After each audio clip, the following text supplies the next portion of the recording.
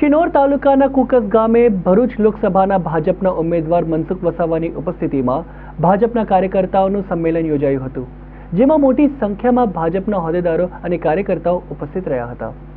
લોકસભાની ચૂંટણીના પડઘમ વાગવાની સાથે જ રાજકીય પક્ષોએ ચૂંટણી પ્રચાર શરૂ કરી દીધો છે।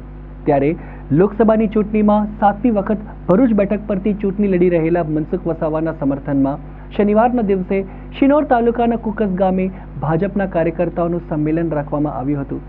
હવે આ સંમેલનમાં ઉપસ્થિત રહેલા તમામ ભાજપના નેતાઓએ 5 લાખની લીડથી મનસુખ વસાવાને જીતાડવા માટે કાર્યકર્તાઓને હુંકાર કર્યો હતો। કુકસ ગામે યોજાયેલ કાર્યકર્તા સંમેલનમાં શિનોર તાલુકા કોંગ્રેસ સમિતિના બક્ષી પંચના પ્રમુખ જયંતિ માછી, સુરાશામઠ તાલુકા પંચાયતની બેઠક પરથી અપક્ષમાં ચૂંટાયેલા ધર્મેશભાઈ પટેલ સહિત 15 જેટલા કોંગ્રેસના કાર્યકર્તાઓને મનસુખ વસાવાએ પોતે ખેસ પહેરાવી વિધિવત રીતે ભાજપમાં પ્રવેશ કરાવ્યો હતો, જેમાં વડોદરા જિલ્લા ભાજપ પ્રમુખ સતીશ પટેલ, ધારાસભ્ય અક્ષય પટેલ, શિનોર એપીએમસીના ચેરમેન સચિન પટેલ સહિત ભાજપના હોદ્દેદારો અને કાર્યકર્તાઓ મોટી સંખ્યામાં ઉપસ્થિત રહ્યા હતા। ભરૂચ લોકસભાનો ઉમેદવાર જાહેર થયા પછી આખા લોકસભાની 7 વિધાનસભાનો કાર્યકર્તા સંમેલનો મેં પૂર્ણ કર્યા।